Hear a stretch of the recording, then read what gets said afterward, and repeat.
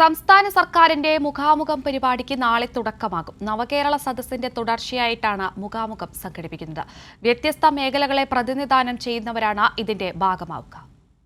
വിദ്യാർത്ഥികൾ, യുവജനങ്ങൾ, മഹിളകൾ, ഭിന്നശേഷിക്കാർ, ആദിവാസികൾ, ദളിത് വിഭാഗങ്ങൾ, സാംസ്കാരിക പ്രവർത്തകർ, പെൻഷൻകാർ, വയോജനങ്ങൾ, തൊഴിൽ മേഖലയിലുള്ളവർ, കാർഷിക മേഖലയിലുള്ളവർ, റെസിഡൻസ് അസോസിയേഷൻ പ്രതിനിധികൾ എന്നിവരുമായാണ് മുഖാമുഖം പരിപാടി സംഘടിപ്പിക്കുന്നത്. ഫെബ്രുവരി 18 മുതൽ മാർച്ച് 3 വരെ വിവിധ ജില്ലകളിലായിട്ടാണ് മുഖാമുഖം നടക്കുക. പരിപാടികളിൽ ഓരോ മേഖലയിലും അനിവാര്യമായ നവകേരള കാഴ്ചപ്പാടുകൾ വിശദമായി അവതരിപ്പിക്കുകയും ചർച്ച ചെയ്യുകയും ചെയ്യും. നാടിന്റെ വിവിധ മേഖലകളെ ആഴത്തിൽ സ്പർശിക്കുകയും പുതിയ വെളിച്ചം വീശുകയും ചെയ്യുന്ന പരിപാടിയായി ഈ മുഖാമുഖങ്ങൾ മാറ്റുകയാണ് സർക്കാർ ലക്ഷ്യം. വിദ്യാർത്ഥി സംഗമത്തോടെ നാളെ കോഴിക്കോട് മുഖാമുഖത്തിന് ഔദ്യോഗിക തുടക്കമാകും.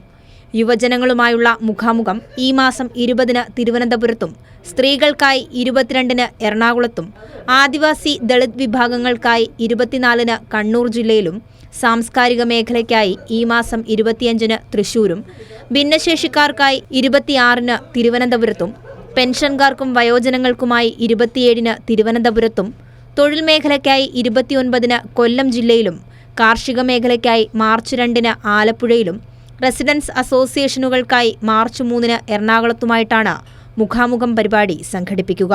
കൈരളി ന്യൂസ്, തിരുവനന്തപുരം.